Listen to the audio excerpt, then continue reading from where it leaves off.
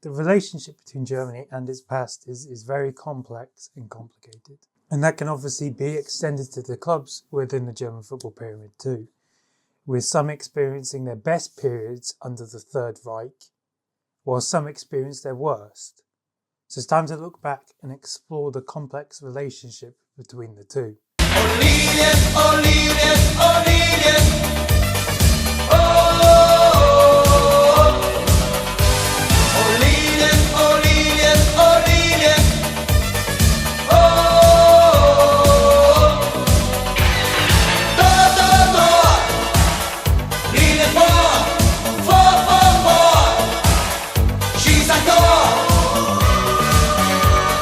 So obviously most teams nowadays are aware of their past and they're actively trying to do something about it, investigations into their history, whatever, and making changes to try and address these issues. But obviously the Third Reich is when the Nazi Party took power in 1933 until 1945. And Hitler, the small, short, thin, clearly unathletic man he is, to the surprise of absolutely no one, did not like football. He didn't even like the gymnastics, which was popular at the time. Which, obviously, when you look at him, it comes as no surprise. And you can extend this to most of the Nazi leaders, Heinrich Himmler, Joseph Goebbels, Hermann Goering, whatever. But he understood its power in being used as a tool for propaganda, which we'll see later. The first place to start will be how the Nazis modified German football. So they completely overhauled the system. During the Weimar Republic, the system was based around this thing called Bezirksligas, and then you would win the Bezirksliga, and then you would go to the German Championship final. That basically still existed, just in a different format. So the Nazis completely overhauled the system and introduced something called the Gauligas. Obviously, Gau is province, and you had Gauleiter, who was the member of the Nazi Party, who was the leader of that province. And so when it started, there were 16 initially. Ostpreußen, which is East Prussia, Pommern, Nordmark, Schlesien, Berlin-Brandenburg, Sachsen, Mitte, Niedersachsen, Westfalen, Niederrhein, Mittelrhein, Hessen, Südwest, Baden, Württemberg, and then Bayern. The 16 winners of the Gauliga would then be placed in a mini-tournament to decide the winner. And then over the years, the Gauliga would split and mould into different ways to allow different teams into them. And these different teams usually came from nations that were now occupied by the Nazis, and they were invited to compete in the Gauligas. And this is where the most famous thing comes into play. Metz and Strasbourg both played in the Gauligas with German names, while the most famous example is Rapid Vienna, who in fact won the league in 1941 and won the cup in 1938. So when you see a list of winners, you have one Austrian team in it, because obviously this was the time that Austria was basically part of Germany. And this then takes us on to the cup. One of the people behind these changes was a man called Hans von Schammer und Osten, which is a very ostentatious name and long. And he was a Reichssportführer. He was in charge of handling all of the sports in Germany, such as the 1936 Olympics, as well as the leagues. And so in 1935, he introduced the Schammer Pokal, which obviously is named after himself. And the Pokal was based off of the FA Cup in England, and it's obviously still in use today as the DFB Pokal. Not the actual trophy, as they changed that in 1964, and they also changed the name in 1954, 9 years after the end of the Nazi regime. The Reichssportführer's other job was to appoint the head coach of the German national team. And so in 1938, Schammer and Osten appointed Sepp Herberger as the head coach. Obviously, Herberger would go on to lead Germany to their first World Cup win in 1954. Herberger was also a member of the Nazi Party.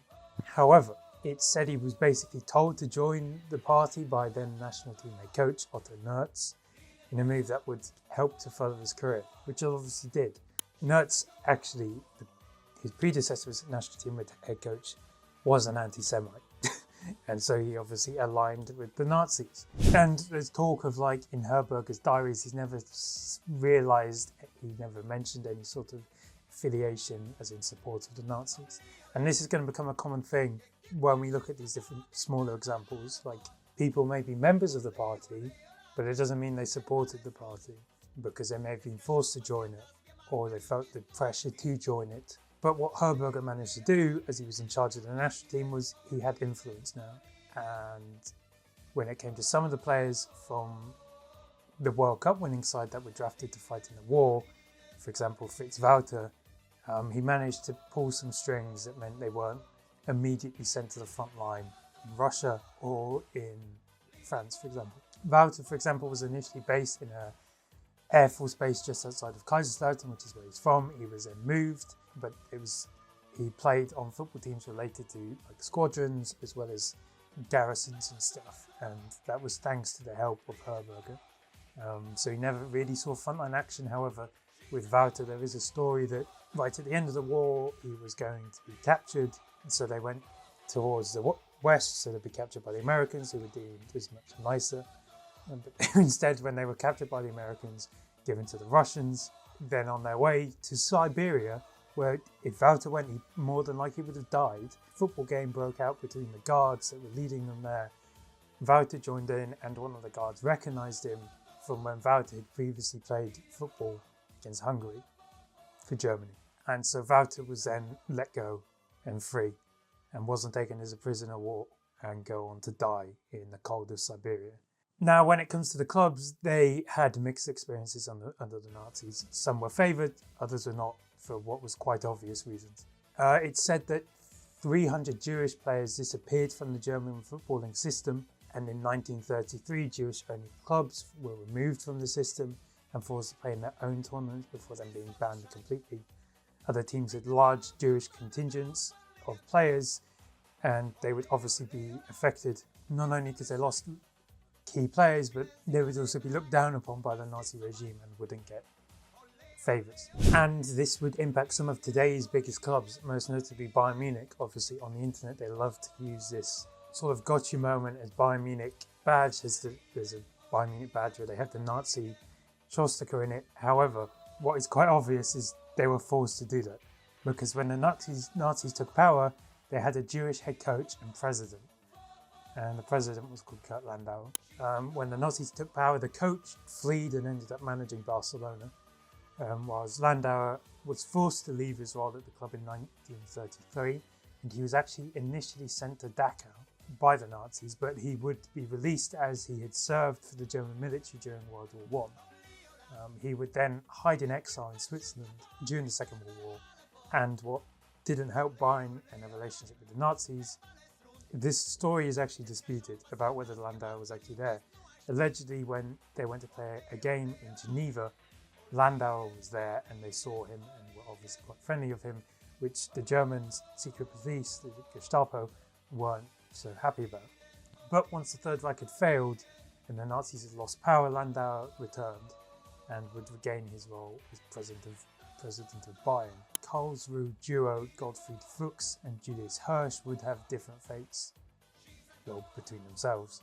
So the pair had been crucial in the dominance of Karlsruhe FV in the 1910s and were now retired. Obviously Karlsruhe FV is the precursor to Karlsruhe SC today, which was formed between a merger between Karlsruhe FV and another club. Both were obviously Jewish. Fuchs would emigrate to Canada in 1937 to avoid the Holocaust and would ultimately die there. Again, back to Herberger. Fuchs was one of Herberger's favourite players, and he tried to get in contact with him and invite him back to Germany after the Nazis period, but Fuchs had died by then. However, Hirsch would ultimately be killed in the Holocaust in Auschwitz. Borussia Dortmund were also affected. When the Nazis took power, they were forced to remove their president and replace him with a member of the Nazi party. Then in 1939, 80% of the players in the club were members of the SS at some point. However, again, it's worth caveating it. It's likely that not all of these players agreed with the Nazi views, but were forced to take part. Well, again, obviously others more than likely agreed. And the same can be said for Dortmund's rival Schalke. Obviously, Schalke's main dominance came during the 30s, where they won 6 German championships. And despite being a team with a large contingent of Polish second-generation migrants, with names such as Otto Tobluski Ernst Kawitsky, Ernst Kazora and Fritz Zetzpan, the Nazis still used Schalke as a propaganda tool. And when they reached the final, they were like, this is the power and will to win that you find in Germany to help showcase the strength of the Nazi cause. The latter two of Kazor and Setzpan is where things get complicated for Schalke. The two are some of, if not Schalke's greatest ever players, and intertwined with the club, intertwined with each other. It's said that Setzpan's married to one of Kazora's sisters, and Kazora's married to someone that was a part of Schalke, and they're all from Gelsenkirchen. And so both were members of the Nazi party, but as seen throughout this video, they did things slightly differently. Kazora, despite being a member, was said to be actually quite apolitical, so didn't really care. He previously criticised the Reich Sportführer following a loss to Rapid Vienna in a final, whilst he also gave tickets to the Jewish children of his local tobacco shop, despite them being banned from attending football games at the time. Setzpan, on the other hand, was a member of the Reich Office of Football and was allowed to take over the department store by a Jewish couple, and the Allies also considered him to be a Nazi follower. Again, though, it's also considered that Schalke's success is a coincidence that it happened at the peak of the Nazi regime, and so naturally it's a bit of a problem. Like, these things are unfortunately intertwined. However, on the other hand, other clubs are a lot more open to the Nazis. 1860 Munich welcomed the Nazis compared to the Jewish club that was Bayern Munich. They allowed high-ranking members of the party in Munich to be on their board, was they also aimed to Aryanize the club, and Aryanization is removal of all Jewish and non-Aryan people from the club. And so on top of this, the contributions of the Nazis also helped to save the club from bankruptcy. Stuttgart were also open to the Nazi party, allowing them to use the grounds for rallies. A member of the party would also become the president, whilst he also went through the same Aryanization as 1860 Munich. Again, though, this was a common thing. All clubs basically had to do this. So even Jewish clubs, or teams that were considered Jewish clubs, like Eintracht Frankfurt and Mainz, had to do the same thing. And the most notable thing for Stuttgart was the fact that the Neckarstadion, which is now named the MHP Arena, was renamed the Adolf Hitler Kampfbahn, obviously after the man himself. Obviously, this didn't just extend to Germany either. Obviously, at the time, because of the Anschluss, Austria-Vienna, a predominantly Jewish club, they'd been led and influenced by Jewish citizens for a while. They had to get rid of all their Jewish members and change their name to SC Ostmark. And their president at the time, who was Jewish, did the same as Landau, left and then came back after the war. Then there was specifically more like actual Jewish clubs. TSU Maccabi Berlin were one of the largest Jewish sports organizations in Berlin, and they were obviously, as we mentioned earlier, previously excluded from the leagues in 1933 and then banned. And then in Austria, there was an equivalent called SC Hakoah Vienna. They were a Zionist sports association with a fully Jewish team. And again, the club was dissolved. All its assets were seized and banned its players. Hakoah Vienna did return after the war, but then it disappeared again in 1949. And it said that some of the players, in fact, moved to Palestine. And then obviously, granted, this was a Zionist club, so you kind of expected that to happen. But German football would continue throughout the war. Players continued to play until they were conscripted, and then they would bring guest players in from the occupied countries to fill in the gaps of the players who had left. And obviously there was an impact from this because players would die. I mean, one of the most famous ones was a man by the name of Adolf Urban. He was a member of the Schalke side who won plenty of things in the 30s. And there's this team called the Breslau Elf, who were the team that beat Denmark 8-0 in 1937. So he was part of that. He was part of this Schalke side that would go on to win loads, and he would die on the Eastern Front, fighting for Germany. And then you've got the likes of Jakob Eckhardt and Rudolf Noack, who also played for Germany at some point and died on the war. And obviously back home, it also made it difficult to organise games, as some teams just didn't have pitches. As Frankfurt and Stuttgart did not have any ground, as they had been bombed by the Allies. Obviously Stuttgart was a big manufacturer town, obviously Mercedes, Porsche, whatever. The same with Frankfurt.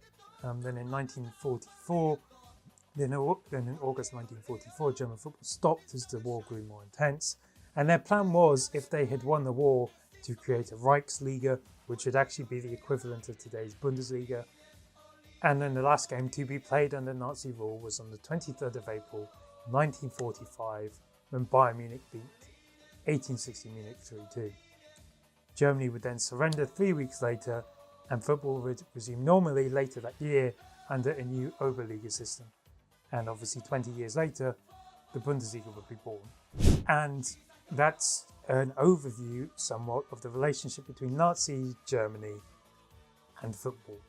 Obviously, this is, as I mentioned at the beginning, this is something the clubs are still dealing with and trying to amend the relationship to the past. I mean, for some clubs it's easier than others. I mean, there was recently St. Pauli, they had a club anthem, but the person related to that had something to do with the Nazis, so they disassociated with it. Obviously, for other clubs, it's easier, like Bayern Munich, when you're already against it, then it's not as hard. 1860, for example, don't address what happened on their website, but obviously now they're very against Nazis and stuff, and actively a lot more left-wing of a club. Stuttgart are a bit more accepting of their past, whether it be good or bad, than other clubs like Eintracht Frankfurt and Mainz are still proud of the fact that they were Jewish clubs. Obviously, in Mainz's case, that became a bit of a problem slightly more recently. And then it comes on to the problem that some clubs today also have a problem with Nazis. But neo-Nazis. Whether that be former East German clubs, whose fans are now more right-wing, or whether it's subsections of other teams like Borussia Dortmund having a section of the fan base who are potentially Nazis, because Dorstfeld, which is just outside of Dortmund, in fact it's an area that's near the Westfalen Stadion, is known as a stronghold for neo-Nazis.